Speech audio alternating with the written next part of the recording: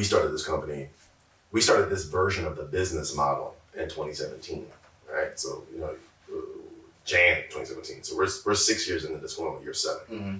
So that's how we got the 100.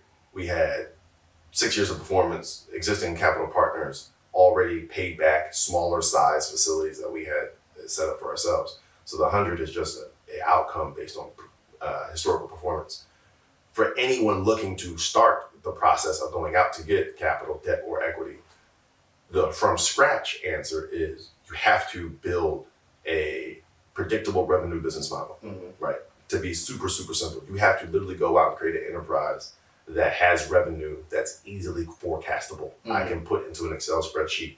Month 1, we made $1,400. Month 2, that will grow to $1,600. And there's some exponent or multiple that money will continue to grow in Excel by every single month. Yes, expenses will grow too, but the profit margin will eventually widen, right? And so I think it's really business dependent. The deeper answer to your question, I gave you the function of how do you go out and go to raise money. You have a business model that makes money, it's repeatable, and it's forecastable. But the actual true answer of how do you go out and raise money is there's a big distinguishing business, or there's a lot to distinguish between businesses that can raise and can't. The businesses that can raise equity and debt often are predictable revenue businesses that have scale. A predictable revenue business also could be a corner store. It could be a bodega. It could be a car wash. It could be a restaurant. It could be brick and mortar. It could be a single location. That does not raise venture equity, right? An investor who puts equity cash out to take in return shares, they don't want small one-off businesses. But that's okay. Small businesses have an entire different food group of places to raise capital. The government, grants. The US is built on small business.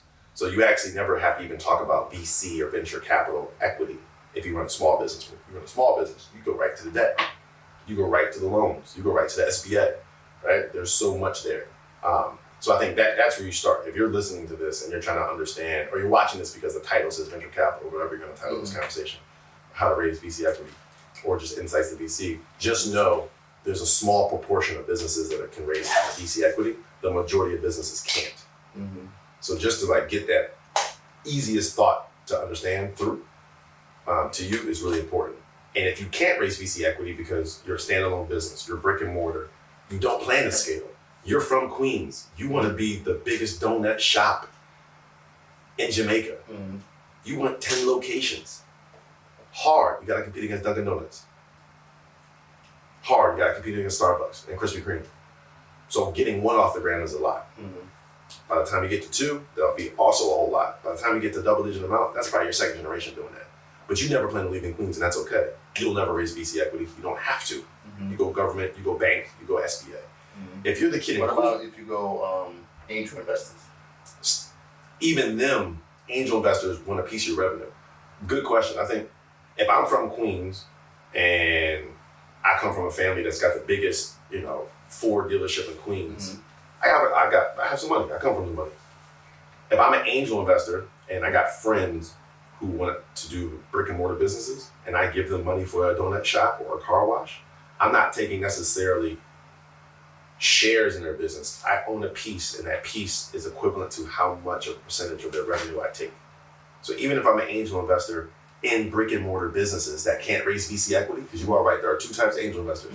Angel investors that back startups, tech startups that raise VC equity, and angel investors that back brick and mortar businesses. The brick and mortar business angel only does it for cash flow. The angel that invests in tech companies does it for that tech company to have an eventual exit. Right. Well, to have an exit. Their scale means one day they have a higher likelihood of someone buying them. So there's a future cash play.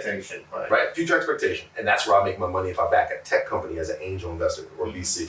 But if I'm backing a brick and mortar business, I'm doing that because month 1 they make revenue and I get a piece of it. Eventually they may or may not sell, but at the end of the day, I'm not doing it for the long game. I'm doing it because every single month that's going to pay me back some money. Right.